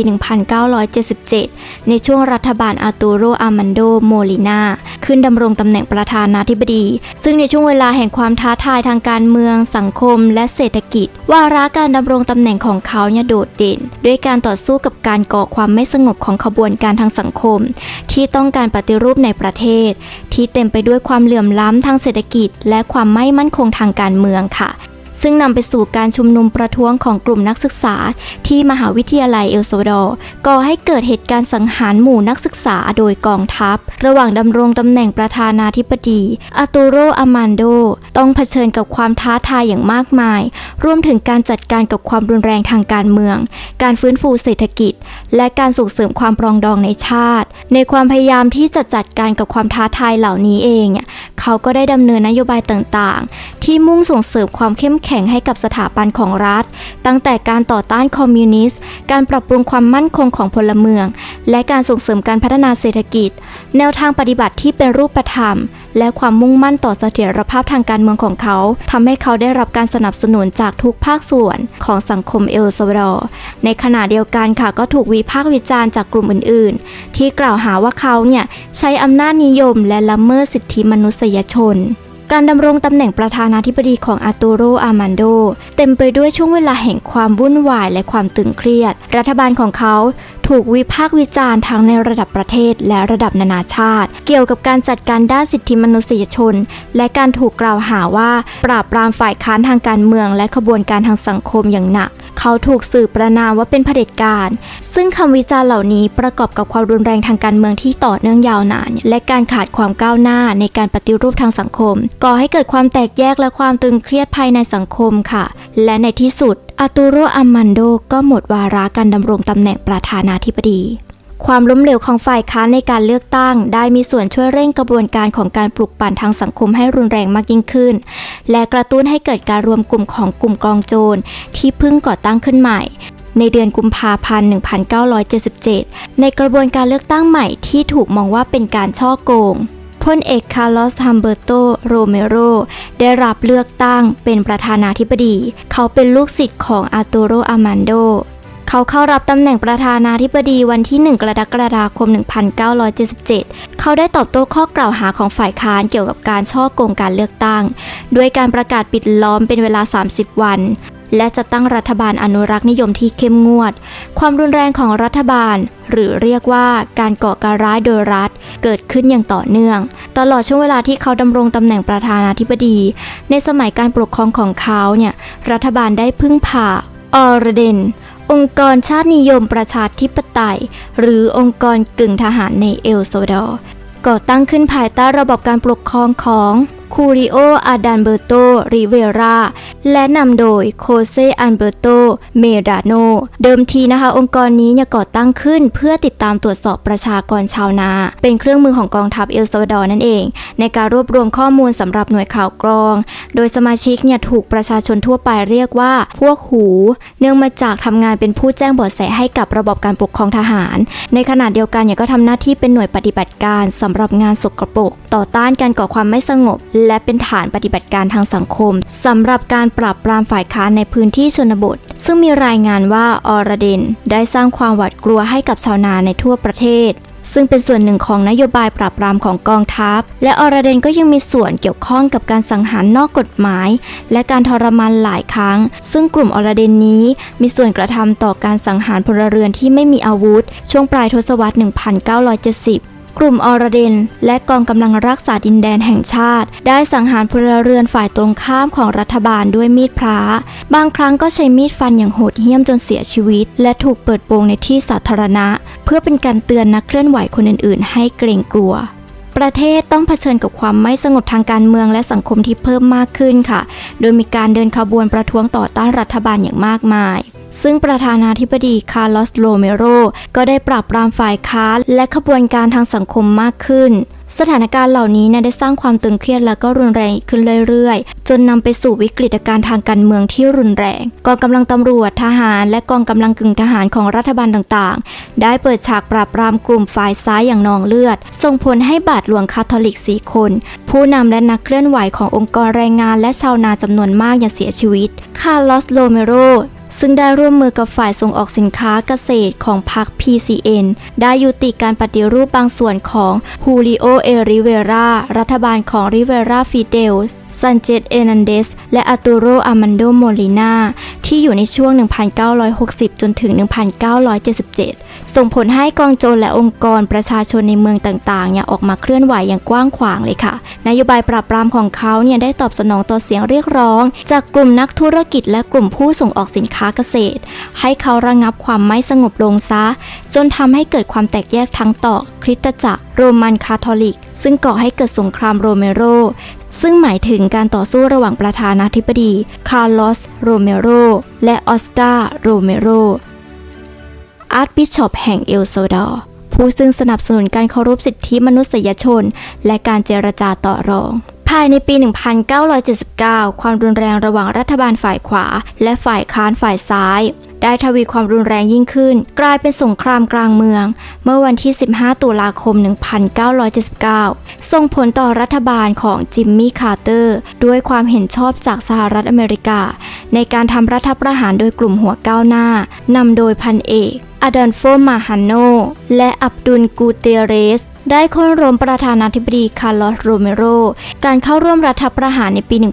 1979 นั้นเนี่ยเป็นที่สังเกตอย่างมากโดยบางคนเชื่อกันว่าเป็นการยุติการปกครองแบบเผด็จการนองเลือดของคาร์ลอส โรเมโรขณะที่บางคนกล่าวหาว่าการรัฐประหารครั้งนี้เนี่ยเป็นการล้มล้างระบอบเสถียรภาพทางทหารที่มีอยู่ตั้งแต่ปี 1931 คณะรัฐประหารฝ่ายพลเรือนและทหารเรียกคณะรัฐประหารนี้ว่าคณะรัฐประหารปฏิวัติซึ่งยึดอำนาจหลังการรัฐประหารด้วยคำมั่นสัญญาว่าจะนำประเทศไปสู่การเลือกตั้งตามระบอบประชาธิปไตยแต่เหตุการณ์นี้เนี่ยถือเป็นจุดเริ่มต้นของช่วงเวลาแห่งความไร้เสถียรภาพทางการเมืองและความรุนแรงที่ทวีความรุนแรงมากยิ่งขึ้นซึ่งรู้จักกันในชื่อสงครามกลางเมืองเอลซัลวาดอร์อดัลโฟ มาฮาโนและอับดุล กูเตเรสเกิดความเห็นไม่ตรงกันเกี่ยวกับวิธีแก้ไขวิกฤตการณ์ทางการเมืองที่ลุกลามของเอลซัลวาดอร์ค่ะซึ่งอดัลโฟ มาฮาโนพยายามปฏิรูปสังคมอย่างรุนแรงขณะที่อับดุล กูเตเรสซึ่งเป็นตัวแทนของกองทัพที่มีแนวคิดอนุรักษ์นิยมกลับชอบวิธีการทางทหารแบบอนุรักษ์นิยมมากกว่าจนกระทั่งในวันที่ 12 พฤษภาคม 1980 ฝ่ายขวาในกองทัพได้ปลดอดัลโฟ มาฮาโนออกจากตำแหน่งประธานาธิบดีคณะรัฐประหารและอับดุล กูเตเรสเข้ารับตำแหน่งประธานาธิบดีและผู้บัญชาการทหารสูงสุดเขานำการเปลี่ยนผ่านไปสู่สงครามกลางเมืองอย่างเปิดเผยในอีกไม่กี่เดือนต่อมาความหวาดกลัวทวีความรุนแรงยิ่งขึ้นและการสู้รบก็ได้แพร่กระจายไปทั่วประเทศแอดขอย้อนกลับไปในช่วงที่ประธานาธิบดีคาร์ลอส ฮัมเบอร์โต โรเมโรซึ่งต้องบอกว่าการขึ้นสู่อำนาจของเขาเนี่ยที่ผ่านมานั้นก็เป็นการสถาปนาโครงการปราบปรามอย่างแท้จริงโดยการละทิ้งความพยายามในการปฏิรูปสำหรับฝ่ายขวาของเอลซัลวาดอร์เขาได้รับการยกย่องให้เป็นประธานาธิบดีในยุคสุดท้ายของความเจริญรุ่งเรืองทางเศรษฐกิจของเอลซัลวาดอร์ค่ะเนื่องจากในตอนนั้นเนี่ยเอลซัลวาดอร์ก็เป็นหนึ่งในประเทศที่ดีที่สุดในอเมริกากลางในแง่ของการเติบโตทางเศรษฐกิจอย่างมากแต่ถูกบั่นทอนลงเนื่องจากกิจกรรมกึ่งทหารขององค์กรภาคประชาสังคมที่เกี่ยวข้องกับลัทธิสังคมนิยมในปี 1979 ซึ่งหลังจากที่เขาถูกโค่นล้มอำนาจมันเนื่องมาจากวิกฤตการณ์ทางการเมืองและสังคมที่ประเทศเนี่ยกำลังเผชิญอยู่เชื่อกันว่าสาเหตุมาจากการคอร์รัปชันเรื่องอื้อฉาวในช่วงที่เขาดำรงตำแหน่งราคากาแฟที่สูงลิ่วอย่างไม่มีลดละและการเดินขบวนประท้วงอย่างต่อเนื่องรวมถึงการทำลายทรัพย์สินโดยกลุ่มกองโจรที่กำลังจะก่อสงครามกลางเมืองเช่นการยึดถนนสายหลักของเมืองหลวงการเผารถโดยสารและการลักพาตัวนายกเทศมนตรีและนักธุรกิจจำนวนมากหลังจากที่เขาไม่สามารถฟื้นฟูความสงบเรียบร้อยในเมืองหลวงได้ในเดือนตุลาคม 1979 รัฐบาลปรองดองชุดสุดท้ายก็สิ้นสุดลงได้เกิดการยุติการปกครองของพรรคคอมมิวนิสต์โคลัมเบียหรือ PCN ที่ยาวนานถึง 19 ปีและการสิ้นสุดของระบอบเผด็จการทหารที่บังคับใช้ตั้งแต่ปี 1931 ที่ก่อขึ้นโดยนายพลแม็กซิเลียโน เอร์นันเดส มาร์ติเนสหลังจากนั้นรัฐบาลปฏิวัติก็ถูกสถาปนาขึ้นและพลเรือนก็ได้กลับคืนสู่อำนาจต่อมาเขาต้องเผชิญกับข้อกล่าวหาเรื่องการทุจริตและการละเมิดสิทธิมนุษยชนในระหว่างรัฐบาลของเขาแต่อย่างไรก็ตามค่ะเขาไม่เคยถูกพิจารณาคดีหรือถูกตัดสินว่ามีความผิดในทุกข้อกล่าวหาเลยในช่วงปลายทศวรรษ 1970 กลุ่มกึ่งทหารมีสมาชิกติดอาวุธประมาณ 100,000 คนมีการสังหารครูผู้นำชาวนาผู้นำสหภาพแรงงานและนักศึกษาเป็นเป้าหมายและการปราบปรามการชุมนุมสาธารณะเช่นการยุบการเดินขบวนของนักศึกษาในวันที่ 30 กรกฎาคม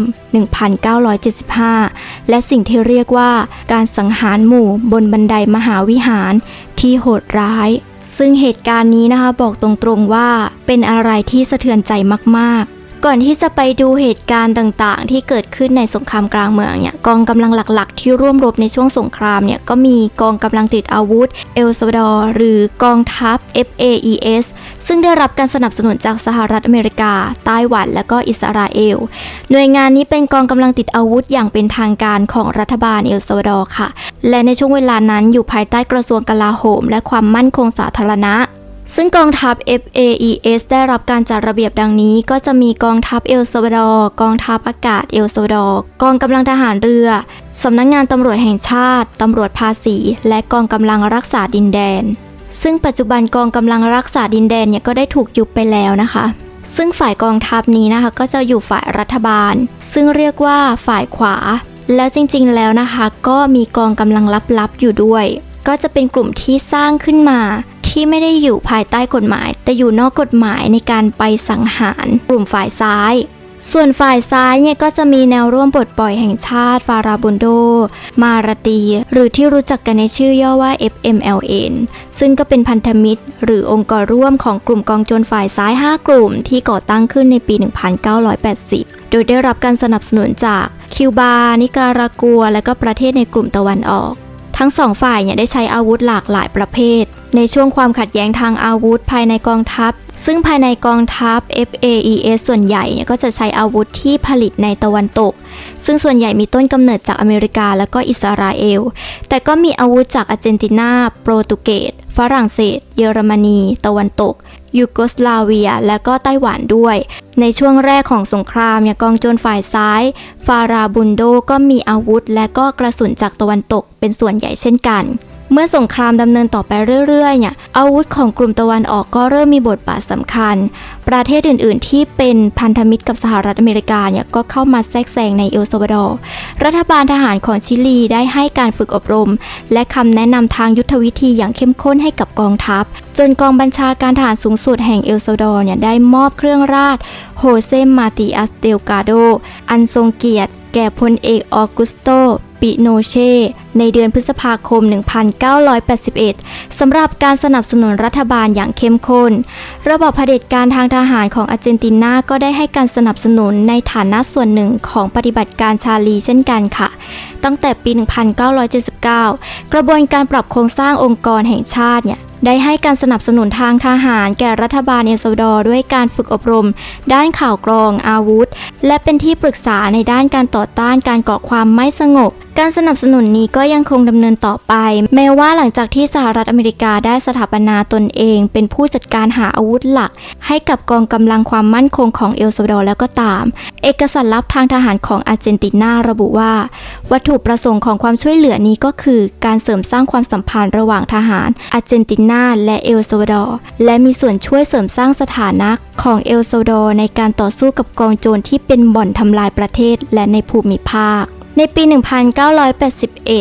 รัฐบาลของประธานาธิบดีโรนัลด์ เรแกนแห่งสหรัฐอเมริกาในขณะนั้นก็ได้ร้องขอให้กองบัญชาการทหารสูงสุดของอาร์เจนตินาเนี่ยเพิ่มความช่วยเหลือแก่เอลซัลวาดอร์รัฐบาลอาร์เจนตินาให้สัตยาบันข้อตกลงที่หน่วยข่าวกรองของสหรัฐว่าจะให้การสนับสนุนด้านข่าวกรองและโลจิสติกแก่รัฐบาลอาร์เจนตินาสำหรับโครงการสกัดกั้นอาวุธเพื่อหยุดยั้งการไหลเวียนของเสบียงทางทหารไปยังกลุ่มกองโจรฝ่ายซ้ายฟาราบุนโดที่มาจากคิวบาและนิการากัวนอกเหนือจากการประสานงานปฏิบัติการสกัดกั้นอาวุธแล้วเนี่ยสำนักงานอุตสาหกรรมการทหารแห่งอาร์เจนตินายังได้จัดหาอาวุธเบาและอาวุธหนักกระสุนและอะไหล่ทางการทหารมูลค่ารวมกว่า$20 ล้านให้กับเอลซัลวาดอร์ในเดือนกุมภาพันธ์ 1982 ด้วยก่อนการก่อตั้งกลุ่มโจรฟาราบุนโดมีความพยายามหลายครั้งค่ะที่จะบรรลุเอกภาพของกองกำลังกองโจรในวันที่ 19 ธันวาคม 1979 เนี่ยก็ได้มีการจัดตั้งผู้ประสานงานทางการเมืองและการทหารวันที่ 22 พฤษภาคม 1980 มีการจัดตั้งสำนักงานปฏิวัติรวมหรือ DRU ซึ่งก่อตั้งขึ้นเมื่อวันที่ 10 ตุลาคม 1980 โดยเป็นพันธมิตรกับองค์กรทางการเมืองและการทหารฝ่ายซ้ายในเดือนธันวาคมปีเดียวกันพรรคแรงงานปฏิวัติอเมริกากลางหรือ PRTC ก็ได้เข้าร่วมในวันที่ 10 ตุลาคม 1980 ซึ่ง 4 องค์กรเนี่ยได้ก่อตั้งแนวร่วมปลดปล่อยแห่งชาติฟาราบุนโด FMLN ขึ้นโดยใช้ชื่อของฟาราบุนโดมาราดีซึ่งเป็นผู้นำชาวนาในช่วงการสังหารหมู่ชาวนาเอลซัลวาดอร์ในปี 1932 ในเดือนธันวาคม 1980 กลุ่มสาขาย่อยเอลซัลวาดอร์ของพรรคแรงงานปฏิวัติอเมริกากลางเนี่ยก็ได้แยกตัวออกจากองค์กรหลักและเข้าร่วมกลุ่มกับกองโจรฟาราบุนโดดังนั้นในช่วงเวลาของข้อตกลงสันติภาพปี 1992 กองโจรฟาราบุนโดจึงประกอบด้วยองค์กรดังต่อไปนี้ค่ะก็มีกลุ่มปฏิวัติประชาชน BPR กองกำลังติดอาวุธของกองกำลังปลดปล่อยประชาชนฟาราบุนโดมาราตี FPL พรรคคอมมิวนิสต์เอลซัลวาดอร์ PCS กองกำลังติดอาวุธของกองกำลังปลดปล่อย FAL พรรคปฏิวัติเอลซัลวาดอร์ PRS กองกำลังติดอาวุธของกองทัพปฏิวัติประชาชน ERP กองกำลังต่อต้านแห่งชาติ RN กองกำลังติดอาวุธของกองกำลังต่อต้านแห่งชาติ RNFARN พรรคปฏิวัติคนงานอเมริกากลาง PRTC ซึ่งเป็นกองกำลังติดอาวุธของกองทัพปฏิวัติคนงานอเมริกากลางก็คือ ERTC นั่นเองและมีองค์กรเยาวชนอยู่ด้วยนะคะก็จะประกอบไปด้วยขบวนการนักเรียนโรงเรียนมัธยมศึกษาตอนปลายปฏิวัติมีสหภาพนักศึกษามหาวิทยาลัยเอลซัลวาดอร์ก็คือสมาคมนักศึกษาแห่งมหาวิทยาลัยเอลซัลวาดอร์แล้วก็แนวหน้ามหาวิทยาลัยของนักศึกษาปฏิวัติซัลวาดอร์อัลเลนเดทั้งหมดนี้ก็รวมเป็นฝ่ายซ้ายนั่นเองค่ะสงครามกลางเมืองเอลซัลวาดอร์ก็ถือเป็นหนึ่งในความขัดแย้งที่เกิดจากการเผชิญหน้าทางอุดมการณ์ทางการเมืองและการทหารระหว่างสหภาพโซเวียตและสหรัฐอเมริกาซึ่งรู้จักกันในชื่อสงครามเย็นทั้งสองฝ่ายในความขัดแย้งเอลซัลวาดอร์ก็ได้รับอิทธิพลจากสงครามโลกครั้งที่2รัฐบาลเอลซัลวาดอร์ก็ได้รักษาพันธมิตรอันแน่นแฟ้นกับสหรัฐอเมริกามาตั้งแต่กลางศตวรรษที่10เจ้าหน้าที่กองทัพ FAES ก็ได้รับการฝึกอบรมในศูนย์ทหารสหรัฐเช่น School of the America ตั้งแต่ในยุคก่อนสงครามเอลซัลวาดอร์โดยได้รับการสนับสนุนจากรัฐบาลของจิมมี่คาร์เตอร์โรนัลด์เรแกนและจอร์จ S.W. บุชแห่งสหรัฐในทางกลับกันขบวนการฝ่ายซ้ายบางกลุ่มที่ประกอบกันเป็นกองโจรฟาราบุนโดโดยเฉพาะพรรคคอมมิวนิสต์ของเอลซัลวาดอร์พวกเขายังคงรักษาความสัมพันธ์ร่วมมือกับสหภาพโซเวียตประเทศในกลุ่มสังคมนิยมยุโรปตะวันออกคิวบาและนิการากัวแม้ว่าการแทรกซึมในความขัดแย้งจะมุ่งเป้าไปที่อุดมการณ์ก็ตามมีเพียงนิการากัวเท่านั้นค่ะที่สนับสนุนกองโจรฟาราบุนโดโดยจัดหาอาวุธให้พวกเขาจนถึงปี 1982เยอรมนีตะวันออกสนับสนุนกองโจรฟาราบุนโดเช่นเดียวกับกลุ่มฝ่ายซ้ายในเยอรมนีตะวันตกซึ่งจัดตั้งคณะกรรมการสามัคคีกันในตอนนั้นหนังสือพิมพ์ฝ่ายซ้ายเยอรมันไดทาเกตไซทังถึงกับเริ่มรณรงค์หาทุนสนับสนุนในชื่อ Arm for El Salvador และระดมเงินบริจาคส่วนตัวจำนวน 4.7 ล้านมาร์กเยอรมันเพื่อติดอาวุธให้กับกองโจรฟาราบุนโดโดยส่งมอบเงินทุนให้กับกลุ่มในปี 1992 ไม่นานก่อนการลงนามหยุดยิง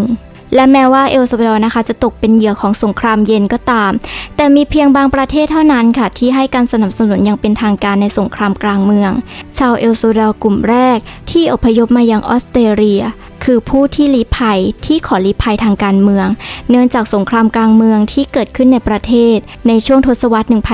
1970 และ 1980 ชาวเอลซัลวาดอร์หลายแสนคนได้ละทิ้งประเทศของตน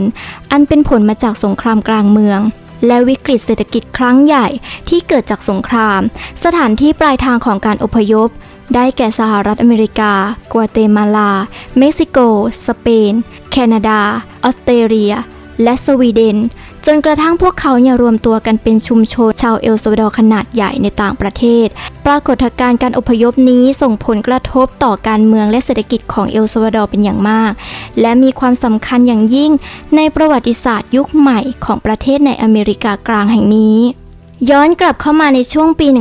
1980 หลังจากที่นายอับดุลกุเตเรสครองอำนาจเขาก็เข้ารับตำแหน่งประธานาธิบดีและผู้บัญชาการทหารสูงสุดเขานำการเปลี่ยนผ่านไปสู่สงครามกลางเมืองอย่างเปิดเผยซึ่งในอีกไม่กี่เดือนต่อมาความหวาดกลัวทวีความรุนแรงขึ้นและการสู้รบได้แพร่กระจายไปทั่วประเทศซึ่งในช่วงเวลานี้หลังจากที่โฮเซนาโปเลียนดูอาร์เต้ได้เข้าร่วมคณะรัฐประหารปฏิวัติครั้งที่3และเป็นประธานาธิบดีคณะรัฐประหารในที่สุดเขาก็ส่งมอบรัฐบาลให้กับอันวาโร มากายานักการเมืองและทนายความในวันที่ 2 พฤษภาคม 1982 เพราะโฮเซดูอาร์เต้เชื่อว่า การทำงานร่วมกับกองทัพเป็นสิ่งสำคัญอย่างยิ่งต่อการเปลี่ยนผ่านสู่ประชาธิปไตยและการดำเนินโครงการกระจายรายได้เช่นการปฏิรูปที่ดินในขณะที่นักวิจารณ์ของเขาโต้แย้งว่าการละเมิดสิทธิมนุษยชนอย่างร้ายแรงทำให้พันธมิตรดังกล่าวไม่อาจยอมรับได้ฝ่ายซ้ายรวมตัวกันเป็นกลุ่มพยายามยึดมั่นในมรดกของฟาราบุนโดมาราตีซึ่งก็คือแนวร่วมปลดปล่อยแห่งชาติฟาราบุนโด FMLN ที่นำโดยชาฟิกฮันดันนายซาวาดอร์ กาเยตาโน คาปิโอและฮัวกิน บิยาโลบอสโดยได้รับการสนับสนุนจากภาคส่วนชาวนาที่จัดตั้งขึ้นในพื้นที่ชนบทและภาคส่วนแรงงานในเมืองมีเหตุการณ์เกิดขึ้นมากมายวันที่ 24 มีนาคม 1980 อาร์คบิชอปแห่งซานซาวาดอร์ออสการ์ โรเมโรถูกลอบสังหารโดยสันนิษฐานว่ากระทำโดยมาริโน ซามาโยอา อากอสตาภายใต้คำสั่งของโรเบโตเป็นช่วงระหว่างกำลังทำพิธีมิสซาในโบสถ์ของโรงพยาบาลหน่วยสังหารยังได้ลอบสังหารบุคคลระดับสูงอีกหลายคนคาดว่าสาเหตุมาจากที่อาร์คบิชอปออสการ์ โรเมโรช่วยกลุ่มชาวนาฝ่ายซ้ายในการต่อสู้เพื่อสิทธิมนุษยชนเมื่อเกิดการรัฐประหารโค่นล้มรัฐบาลเอลซัลวาดอร์ในช่วงวันที่ 15 ตุลาคม 1979 ออสการ์ โรเมโรได้แสดงการสนับสนุนด้วยความระมัดระวังตัวต่อคณะรัฐประหารที่เข้ามาแทนที่แต่ในไม่ช้าเขาก็ต้องรู้สึกผิดหวังค่ะเนื่องจากการข่มเหงคนยากจนและคริสตจักรไม่ได้หยุดลงเลยในเดือนกุมภาพันธ์ 1980 เขาได้เขียนจดหมายเปิดผนึกถึงประธานาธิบดีจิมมี่ คาร์เตอร์ของสหรัฐอเมริกาโดยขอให้สหรัฐอเมริการะงับความช่วยเหลือทางทหารแก่ระบอบการปกครองเราเบื่อหน่ายปืนและกระสุนเขาวิงวอนแต่อาร์คบิชอปออสการ์ โรเมโรได้เล็งเห็นถึงอันตรายต่อตัวเขาเองที่อาจจะถูกลอบสังหารได้และเขาก็ได้กล่าวถึงเรื่องนี้บ่อยๆโดยประกาศว่าพระองค์ยินดีที่จะยอมรับการพลีชีพหากเลือดของพระองค์สามารถช่วยแก้ไขปัญหาของประเทศชาติได้ในฐานะคริสเตียนพระองค์ตรัสไว้ในโอกาสเช่นนี้ครั้งหนึ่งว่าข้าพเจ้าไม่เชื่อในความตายที่ปราศจากการฟื้นคืนชีพหากพวกเขาฆ่าข้าพเจ้าจะลุกขึ้นยืนท่ามกลางชาวเอลซัลวาดอร์และนี่คือเหตุการณ์ที่เขาถูกลอบสังหารโดยสมาชิกหน่วยสังหารนอกกฎหมายของเอลซัลวาดอร์หลังจากที่เขากดดันรัฐบาลสหรัฐให้หยุดส่งความช่วยเหลือทางทหารแก่รัฐบาลเอลซัลวาดอร์ต่อสาธารณชนและแม่ชี4 คนก็ถูกข่มขืนและสังหารในคราวเดียวกันด้วยค่ะผู้สืบทอดตำแหน่งต่อจากออสการ์ โรเมโรได้ประกาศว่าต่างประเทศต่างปรารถนาที่จะครอบครองโลกจัดหาอาวุธให้ชาวเอลซัลวาดอร์เพื่อจัดหาคนตายชาวเอลซัลวาดอร์หลายหมื่นคนถูกสังหารโดยหน่วยสังหารเมื่อความขัดแย้งดำเนินต่อไปกองโจรได้รับการสนับสนุนทางอ้อมจากคิวบาและได้รับการสนับสนุนอย่างเต็มที่ทางอาวุธและการสนับสนุนจากระบอบซันดินิสตาในนิการากัวซึ่งครั้งหนึ่งเคยมีอำนาจหลังจากการโค่นล้มระบอบเผด็จการโซโมซาของอานาสตาซิโอ โซโมซาเมื่อวันที่ 19 กรกฎาคม 1979 โดยกลุ่มกองโจรมาร์กซิสต์ของแนวร่วมปลดปล่อยแห่งชาติซันดินิสตากองทัพประชาชนซันดินิสตาของประเทศนั้นได้สนับสนุนกองโจรฟาราบุนโดในเอลซัลวาดอร์โดยการส่งอาวุธที่มาจากสหภาพโซเวียตเช่นปืนไรเฟิลจู่โจม AK-47 และปืนกลเบา RPG ปืนกล PKM และเครื่องยิงจรวดต่อต้านรถถัง RPG-7 โดยส่งข้ามอ่าวฟอนเซกาหลังจากสหรัฐกล่าวหาว่าการกระทำเช่นนี้เป็นการสนับสนุนกองโจรโดยกล่าวต่อหน้าสหประชาชาตินิการากัวกลุ่มสนับสนุนเหล่านี้ค่ะจึงได้หยุดส่งความช่วยเหลือในปี 1982 ซึ่งการก่อจลาจลในปี 1981 ที่เป็นการรุกทั่วไปในช่วงต้นเดือนมกราคมของปีเดียวกันถูกกล่าวหาว่าเป็นผลมาจากการสมรู้ร่วมคิดระหว่างโซเวียตคิวบาและนิการากัวและในวันที่ 23 กุมภาพันธ์เอกสารที่จัดทำโดยสำนักงานข่าว CIA ได้รับการเผยแพร่ซึ่งแสดงให้เห็นการขนส่งอาวุธให้กับกองโจรเอลซัลวาดอร์จากนิการากัวกลุ่มซันดินิสตาจำนวนมากออกจากบ้านและเดินทางไปยังเอลซัลวาดอร์เพื่อสู้รบเคียงข้างกองโจรฟาราบุนโดและคณะทหารก็จัดองค์กรขึ้นใหม่ค่ะโฮเซ นโปเลียน ดูอาร์เตสมาชิกพรรคคริสเตียนเดโมแครตหรือ PDC ก็ได้รับการแต่งตั้งเป็นประธานาธิบดีขณะที่อับดุล กูเตเรส ประธานาธิบดีก่อนหน้าได้รับแต่งตั้งเป็นรองประธานาธิบดีแทนซึ่งอับดุล กูเตเรสยังคงดำรงตำแหน่งผู้บัญชาการทหารสูงสุดและเขาเป็นสมาชิก JRG เพียงคนเดียวที่ติดต่อกับกองทัพแต่เขาไม่ได้รับอำนาจบริหารเหนือกองทัพค่ะโดยเขายังไม่สามารถแต่งตั้งเจ้าหน้าที่ทหารให้ดำรงตำแหน่งต่างๆได้เขาจึงต้องร่วมมือกับกระทรวงกลาโหมแทนซึ่งระหว่างปี 1980 จนถึง 1983 กองกำลังติดอาวุธของเอลซัลวาดอร์ก็ถูกขับไล่ออกจากดินแดนที่ควบคุมโดยกลุ่มกองโจรฟาราบุนโดขนาดใหญ่ในพื้นที่ชนบทต่อมาสมาชิกกองโจรฟาราบุนโดเนี่ยก็มีสมาชิกเพิ่มขึ้นเป็น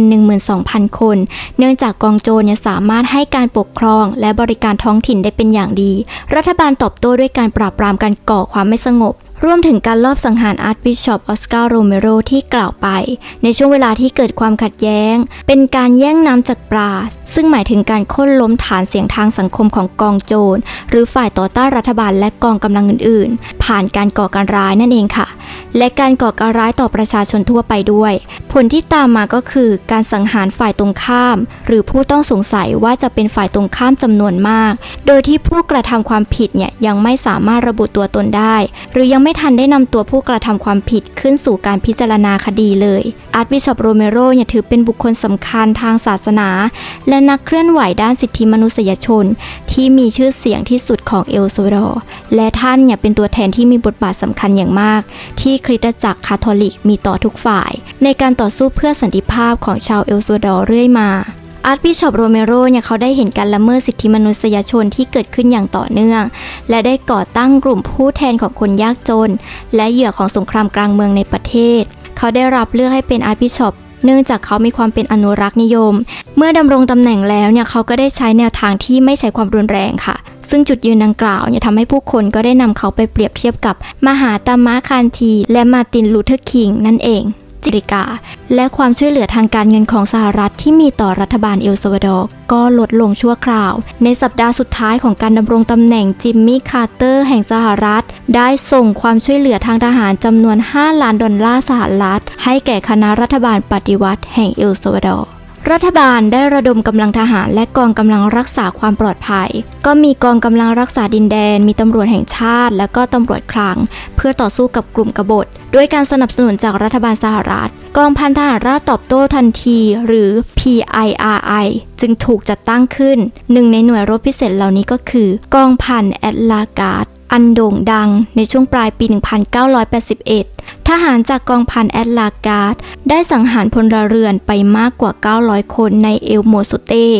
นี่เป็นหนึ่งในปฏิบัติการต่างๆที่รวมถึงการข่มขืนทำร้ายร่างกายทรมานและการฆาตกรรมชายในกองพันนี้นะคะสำเร็จการศึกษาจากโรงเรียนแห่งอเมริกาของสหรัฐอเมริกาที่ฟอร์ตเบนนิงในเมืองโคลัมบัสรัฐจอร์เจียความโหดร้ายอื่นอีกมากมายค่ะที่เกิดจากกองกำลังติดอาวุธ FAES มีเหตุการณ์การสังหารหมู่ที่เตนันโกและกัวดาลูเป้การสังหารหมู่ที่เอลกาลาโบซาการสังหารหมู่ที่ซันตาริตาการสังหารหมู่ที่ซัมปุนและการสังหารหมู่ที่ซันตาครูซรัฐบาลสหรัฐก็ได้ส่งปืนไรเฟิลจู่โจม M16 ให้กับกองกำลังติดอาวุธเอลซัลวาดอร์นะคะซึ่งเป็นปืนที่กองทัพ FAES เนี่ยใช้มากที่สุดโดยบางหน่วยเนี่ยใช้ปืนไรเฟิลจู่โจมแฮกเกอร์คอก G3 ของเยอรมันปืนกลการินของอิสราเอลซึ่งมีกระสุนแบบเดียวกับ M16 และปืนกลมืออูซี่ของอิสราเอลกองทัพ FAES จะมีเฮลิคอปเตอร์ติดอาวุธ Huey และ MD-500 ของสหรัฐหลายลำเช่นเดียวกับที่ใช้ในสงครามเวียดนามซึ่งพวกเขาใช้ลาดตระเวนทางอากาศตามท้องถนนในเมืองหลวงเพื่อค้นหาผู้ก่อการร้ายซึ่งเป็นคำที่ใช้เรียกกองโจรมีการบังคับใช้เคอร์ฟิวเวลา1 ทุ่มค่ะแล้วก็มีการเกณฑ์เยาวชนเข้าร่วมกองทัพ FAES ด้วยและมีการคัดเลือกเยาวชนบางส่วนที่อยู่ภายใต้กลุ่มกองโจรฟาราบุนโดด้วยเช่นกันขณะเดียวกันกิจกรรมของกลุ่มกึ่งทหารฝ่ายขวาจัดซึ่งก่อตั้งขึ้นตั้งแต่ช่วงทศวรรษ 1960 ภายใต้การริเริ่มของนายพลโฮเซ อันเบโต เมดาโนได้ทวีความรุนแรงขึ้นในประเทศมีหน่วยหลักก็คือหน่วยสังหารซึ่งรวมถึงสหภาพนักรบผิวขาวและโครงสร้างข้ามชาติของกองทัพต่อต้านคอมมิวนิสต์ลับระหว่างกัวเตมาลาและเอลซัลวาดอร์ก็คือนายโรเบโต ดาบูซงอดีตพันตรีหน่วยข่าวกรองทางทหารค่ะ ซึ่งต่อมาเป็นผู้ก่อตั้งกองกำลังทางการเมืองฝ่ายขวาจัดได้แก่แนวร่วมแห่งชาติ FAN และพันธมิตรสาธารณรัฐพรรคชาตินิยมอารีนาการสนับสนุนอย่างหนักของโรเบโต ดาบูซงได้รับการสนับสนุนจากตัวแทนจากภาคธุรกิจโดยเฉพาะภาคเกษตรกรรมและปัญญาชนฝ่ายขวาที่รวมตัวกันในขบวนการชาตินิยมซัลวาดอร์ในขณะเดียวกันค่ะกลุ่มทหารและตำรวจนอกกฎหมายที่ได้รับการสนับสนุนจากนักธุรกิจและเจ้าของที่ดินได้จัดตั้งหน่วยสังหารขึ้นเช่นกันปี 1989 ด้วยการรุกคืบสู่จุดสูงสุดของกลุ่มกองโจรฟาราบุนโดพวกเขาได้พยายามยึดเมืองหลวงซานซาวาดอร์และเมืองหลวงของจังหวัดแต่ไม่ประสบความสำเร็จเนื่องจากกองทัพ FAES ต้านทานการโจมตีของกองโจรที่ลงมาจากภูเขาที่ล้อมรอบเมืองหลวงได้สำเร็จปฏิบัติการสำคัญครั้งแรกของกองโจรฟาราบุนโดก็คือการเปิดฉากโจมตีครั้งสุดท้ายเมื่อวันที่ 10 มกราคม 1981 ต่อรัฐบาลเอลซัลวาดอร์ซึ่งจัดขึ้นโดยกลุ่มที่เรียกว่าคณะรัฐบาลปฏิวัติซึ่งเป็นพันธมิตรของบุคลากรทางทหารและพลเรือนที่กินเวลาตั้งแต่เดือนตุลาคม 1979 ถึงต้นปี 1982 โดยแบ่งออกเป็น 3 ขั้นตอนการรุกไม่บรรลุวัตถุประสงค์และแม้ว่าการต่อสู้ครั้งใหญ่ที่ประเทศกำลังประสบอยู่จะหายไปพร้อมกับเหตุการณ์นี้แต่ Ya te digo. Salga ahí, vamos a ver, vamos a ver.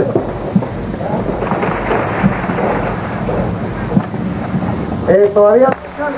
no, porque ahorita aquí hay unos francos, no es que tengamos bajas.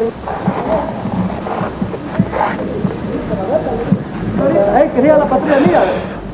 สถานการณ์เหล่านี้ส่งผลกระทบทางการเมืองที่นำไปสู่การเจรจาหยุดยิงเมื่อประธานาธิบดีโรนัลด์ เรแกนแห่งสหรัฐอเมริกาเข้ารับตำแหน่งในวันที่ 20 มกราคม 1981 เขาได้นำเสนอการรุกครั้งนี้ซึ่งเริ่มขึ้นเมื่อ 3 สัปดาห์ก่อนหน้าเป็นหลักฐานการรุกคืบของสหภาพโซเวียตในละตินอเมริการัฐบาลเม็กซิโกและฝรั่งเศสยอมรับกองโจรฟาราบุนโดเป็นกองกำลังฝ่ายค้านที่ชอบธรรมพวกเขายอมรับว่ากลุ่มกบฏฟาราบุนโดชาวเอลซัลวาดอร์เป็นตัวแทนของประชากรกลุ่มหนึ่งเท่านั้นดังนั้นจึงมีสิทธิ์เข้าร่วมในการแก้ปัญหาสงครามกลางเมืองทางการเมืองด้วยนับเป็นครั้งแรกค่ะที่รัฐบาลทั้งสองประเทศยอมรับอย่างเป็นทางการถึงการมีอยู่ของกองกำลังฝ่ายค้านที่ชอบธรรมซึ่งควรมีส่วนร่วมในการแก้ปัญหาวิกฤตการณ์ที่เกิดขึ้นในประเทศซึ่งในช่วงเวลาของสงครามกลางเมืองก็เกิดการที่กองโจรใช้ความรุนแรงเช่นการลักพาตัวและการฆาตกรรมนักธุรกิจเจ้าหน้าที่และนายกเทศมนตรีซึ่งในจำนวนนี้ก็มีอดีตนายกเทศมนตรีเมืองซานซาวาดอร์และก็รัฐมนตรีว่าการกระทรวงศึกษาธิการรัฐมนตรีว่าการกระทรวงต่างประเทศในขณะนั้นและอีกมากมายที่กล่าวไปไม่หมดการกระทำหลายอย่างเช่นการทำลายโครงสร้างพื้นฐานสาธารณะการปะทะกันด้วยอาวุธและการทำลายเป้าหมายทางทหารการกระจายโฆษณาชวนเชื่อและการรีดไถนักธุรกิจได้เกิดขึ้นซ้ำแล้วซ้ำเล่าตลอดช่วงสงครามกลางเมืองทำให้เกิดเหตุการณ์ที่โด่งดังมากมายกองโจรฟาราบุนโดนะคะแม้ว่ากลุ่มทั้ง5จะเรียกตัวเองว่าเป็นกลุ่มปฏิวัติและสังคมนิยมแต่พวกเขามีความแตกต่างทางอุดมการณ์และการปฏิบัติอย่างร้ายแรงและเกิดความขัดแย้งอย่างรุนแรงค่ะแม้กระทั่งการนองเลือดระหว่างบางกลุ่มในช่วงทศวรรษ 1970 เช่นกรณีของโรเก้ ดันตัน เมลิดา อานายาในบรรดานักรบคนอื่นๆอีกมากมายถูกสังหารโดยเพื่อนร่วมรบที่ถืออาวุธเมื่อพิจารณาถึงความรุนแรงของสงครามกลางเมืองกองโจรได้ก่ออาชญากรรมต่างๆซึ่งแม้จะไม่สามารถเทียบเคียงได้กับอาชญากรรมที่กระทำโดยกองทัพแต่ก็ไม่สามารถมองข้ามได้ค่ะกลยุทธ์สำคัญประการหนึ่งของกองทัพเอลซัลวาดอร์ในการปราบปรามการก่อความไม่สงบก็คือการระบายน้ำทะเลหรือการทำให้มหาสมุทรแห้งนั่นคือการกำจัดการก่อความไม่สงบโดยการกำจัดฐานสนับสนุนในชนบทเป้าหมายหลักคือประชาชนพลเรือนโดยการย้ายถิ่นฐานหรือการสังหารเพื่อกำจัดฐานสนับสนุนที่เป็นไปได้สำหรับฝ่ายกบฏกองพันทหารราบตอบโต้ทันทีหรือ BIRI มีภารกิจเป็นนักรบหลักในการต่อสู้กับกลุ่มกองโจรของแนวร่วมปลดปล่อยแห่งชาติฟาราบุนโดในช่วงสงครามกลางเมืองเอลซัลวาดอร์คณะกรรมการความจริงแห่งเอลซัลวาด ดอร์ UNTC ได้สรุปในรายงานว่ากองพันแอตลาการ์ดมีส่วนการทำลายการสังหารหมู่ที่เอลโมโซเตการสังหารหมู่ที่เอลคาลาโบโซและการประหารชีวิตนักบวชเยซูอิต6 คนรวมถึงคนงานรับใช้ในบ้านอีก2 คนกองพันแอตลาการ์ดยังถูกกล่าวหาว่าเกี่ยวข้องกับการสังหารพลเรือนประมาณ50 คนที่ริมฝั่งแม่น้ำกวานซิงกาซึ่ง Human Rights Watch นะคะยังเชื่อมโยงกองพันนี้เข้ากับการสังหารหมู่อื่นๆอีกด้วยที่ไม่ได้บันทึกไว้ในรายงานของสหประชาชาติก็ได้แก่การฆาตกรรมหลาย10 คดีในเตนันซิงโกและโกปาปาโยในปี 1983 68 คดีในโลสยานิโตสและการสังหารอีก3 ครั้งในปี 1989 ในรายงานในปี 1990 ซึ่งในช่วงปฏิบัติการของกองพัน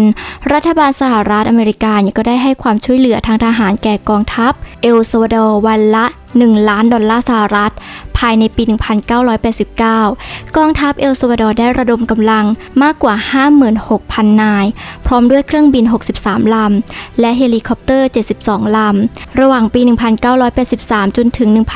1987 กองทัพเอลซัลวาดอร์ได้รับเงินช่วยเหลือจากสหรัฐอเมริกามากกว่า$100 ล้าน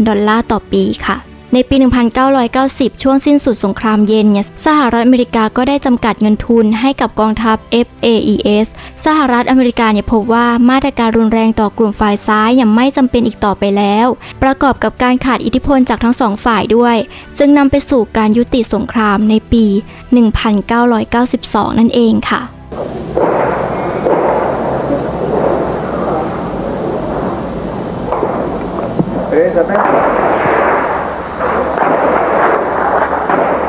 ระหว่างช่วงเวลาที่ผ่านมาก็มีการปฏิรูปทางการเมืองหลายอย่างรวมถึงด้านสิทธิมนุษยชนด้วยสถานการณ์ในเอลซัลวาดอร์ระหว่างปีคริสตศักราช 1990 จนถึง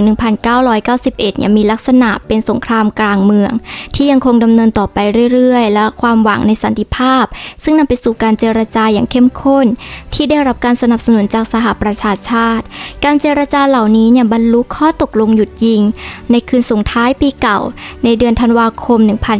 1991 ซึ่งได้ขยายขอบเขตของโอนูซานกลุ่มผู้สังเกตการสหประชาชาติในเอลซัลวาดอร์เดิมทีจัดตั้งขึ้นเพื่อทำภารกิจเพียงการตรวจสอบสิทธิมนุษยชนเท่านั้นและก็ได้เปลี่ยนให้เป็นภารกิจตรวจสอบและการสังเกตการที่สำคัญใหม่ของสหประชาชาติการต่อต้านการปลดประจำการในนิการากัวถือเป็นแบบอย่างที่มีประโยชน์สำหรับการนำมาใช้ในการปลดประจำการของกองโจรฟาราบุนโดในเอลซัลวาดอร์ค่ะบัตรประจำตัวปลดประจำการอย่างเป็นทางการของแนวร่วมปลดปล่อยแห่งชาติฟาราบุนโดหรือกองโจรนะคะออกโดยคณะผู้สังเกตการโอนูซานเมื่อวันที่ 25 มีนาคม 1993 โอนูซานแตกต่างจากโอนูกาในด้านความสำคัญประการหนึ่งก็คือหน้าที่ของตำรวจองค์ประกอบสำคัญในกระบวนการสันติภาพของเอลซัลวาดอร์ก็คือการปลดประจำการของกองโจรฟาราบุนโดควบคู่ไปกับการปลดประจำการของหน่วยทหารและตำรวจบางหน่วยที่เกี่ยวข้องกับการละเมิดสิทธิมนุษยชนที่โหดร้ายที่สุดในช่วงสงครามกลางเมืองที่กินเวลานานกว่า10 ปีเพื่อทดแทนกองกำลังรักษาความปลอดภัยและตำรวจเดิม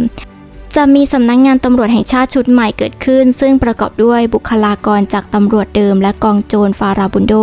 บุคลากรเหล่านี้ต้องได้รับการฝึกฝนอย่างรวดเร็วค่ะและนี่คือหน้าที่ของกองตำรวจของโอนูซานซึ่งประกอบด้วยเจ้าหน้าที่จากชิลีเม็กซิโกและกัวยานารวมถึงหลายประเทศในยุโรปผู้สังเกตการทางทหารของโอนูซานในกองทหารประกอบด้วยเจ้าหน้าที่จากสเปนบราซิลแคนาดาโคลัมเบียเอกวาดอร์ไอร์แลนด์สวีเดนอินเดียและเวเนซุเอลาขณะที่อาร์เจนตินาก็ได้จัดหาเจ้าหน้าที่ทางการแพทย์และเรือลาดตระเวนจากกองทัพเรืออาร์เจนตินาแต่ในที่สุดกระบวนการนี้ก็ประสบความสำเร็จค่ะซึ่งตั้งแต่เดือนกุมภาพันธ์จนถึงวันที่ 15 ธันวาคม 1992 กองโจรฟาราบุนโดก็ได้รวมตัวกันอยู่ในค่าย 15 แห่งภายใต้การกำกับดูแลของโอนูซาน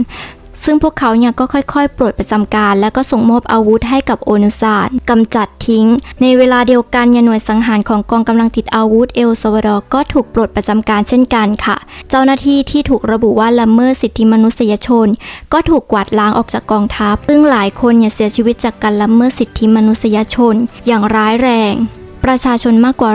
25%ยังต้องพลัดถิ่นฐานในฐานะผู้ลี้ภัยก่อนสนธิสัญญาสันติภาพของสหประชาชาติในปี 1991 จะเกิดขึ้นมีบันทึกไว้ว่าความรุนแรงและการปราบปรามส่วนใหญ่ในเอลซัลวาดอร์มีสาเหตุมาจากหน่วยงานของรัฐบาลโดยเฉพาะอย่างยิ่งกองกำลังรักษาดินแดนและกองทัพซึ่งในปี 1984 ระบุว่าผู้คนจำนวน 40,000 คนที่เสียชีวิตในช่วง 5 ปีก่อนหน้านั้นจำนวนมากอย่าถูกสังหารโดยกองกำลังของรัฐบาลซึ่งได้ละทิ้งศพที่ถูกทำลายอย่างเปิดเผยโดยเห็นได้ชัดว่าเป็นความพยายามในการสร้างความหวาดกลัวให้กับประชาชนซึ่งรัฐบาลส่วนใหญ่สังหารชาวนาและฝ่ายตรงข้ามอีกหลายคนที่สงสัยว่าเป็นพวกกองโจรได้แก่นักบวชทั้งชายและหญิงเจ้าหน้าที่ศาสนจักรนักเคลื่อนไหวทางการเมืองนักข่าวสหภาพแรงงานทางผู้นำและข้าราชการเจ้าหน้าที่ทางการแพทย์นักศึกษาและครูสายเสรีนิยมและผู้สังเกตการด้านสิทธิมนุษยชนก็ถูกสังหารเช่นกันการสังหารเหล่านี้นะคะดำเนินการโดยกองกำลังรักษาความปลอดภัยกองทัพบกกองกำลังรักษาดินแดนและตำรวจคลังแต่หน่วยสังหารและกองกำลังกึ่งทหารต่างหากที่ทำให้รัฐบาลปฏิเสธความรับผิดชอบและโดยทั่วไปแล้วหน่วยสังหารจะแต่งกายด้วยเสื้อผ้าพลเรือนและเดินทางไปด้วยยานพาหนะที่ไม่ระบุป้ายทะเบียนติดกระจกฟิล์มมีป้ายทะเบียนเปล่ากลยุทธ์ของหน่วยสังหารประกอบด้วยการเผยแพร่รายชื่อผู้ที่จะถูกทำให้เสียชีวิตในอนาคตการจัดหาโลงศพให้กับเหยื่อในอนาคตและส่งคำเชิญไปยังบุคคลที่ตกเป็นเป้าหมายให้ไปร่วมงานศพของตัวฟังแล้วมีความรู้สึกอย่างไรกับเรื่องนี้ก็มาแสดงความคิดเห็นกันได้นะคะซึ่งวันนี้เนี่ยแอดต้องขอลาตัวไปก่อนไว้เจอกันใหม่ในคลิปหน้าสวัสดีค่ะ